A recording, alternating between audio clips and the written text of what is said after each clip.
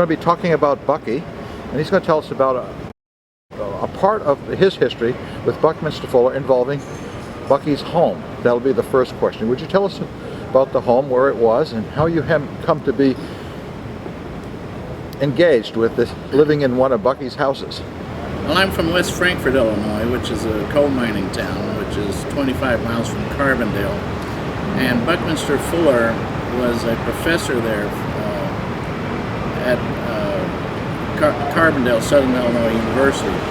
And on Cherry and Walnut Street, he had a geodesic dome from the Pease Company from New York. It was the first one basically off their assembly line.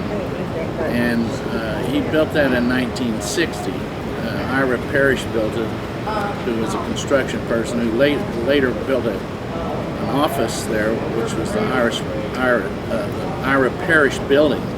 And that's where Bucky moved his office for the World Game later, which he invented in 1967. In 1972, I bought the house when he moved to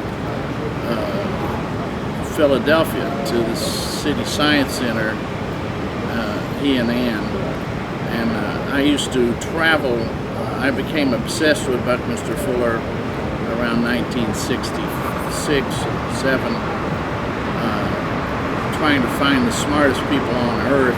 And I started looking for people to work with Einstein, and then I found out he worked with Einstein. He was one of the only 12 people given permission by Einstein to write about Einstein. So, and that was in 9 Chains to the Moon. And so I started working with him and audio taping him, and then I became his audio archivist. But I wasn't paid. I paid my own way. And through his comprehensive anticipatory design science attitude, I learned to buy houses and rent them to students. I was in the design department in Carbondale with Herb Rohn, who was a professor, and I became aware of designing my environment, and they gave me the idea of renting rooms and buying houses for small down payments. And then then Bucky wanted to sell his house when he moved, and I bought his house from him, and my parents co-signed for me in 1972. I had it up until about 2000, probably 8 or something. I sold it to Bill Perk because I knew he would take care of it. He's a local professor, and he's to make a park out of it, Buckminster Fuller Park. The geodesic dome is actually a model of the C60 carbon molecule named after Bucky, the Buckminster Fuller. And it's funny that it's in Carbondale, which is actually a carbon molecule model of the C60.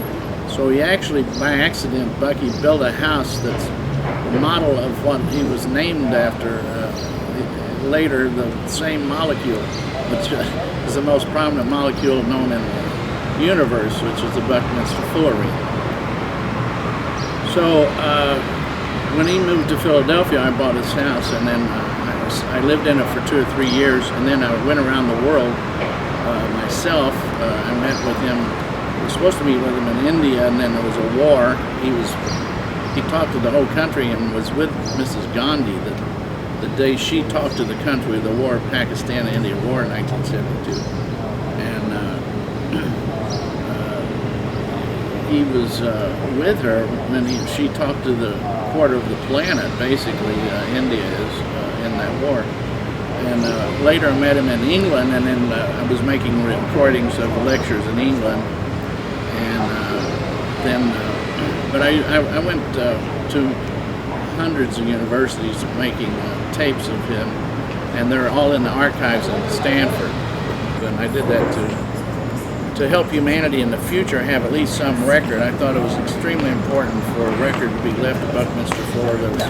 I couldn't afford video at the time, and but I made all these audio tapes, and he let me travel with him and get in. I met Werner von Braun and Bill Lear, and I mean B.F. Skinner, you know, all the moon men. It's unbelievable the people you meet around him. And I'm a little guy from West Frankfort, Illinois, coal mining town, and he wanted to, he let me kind of represent the average human being that could become a success to prove that any idiot could learn quantum mechanics or energetic, synergetic geometry, or to try to make the whole world work for all humanity, and that any idiot could do it. I was kind of the little idiot guinea pig B,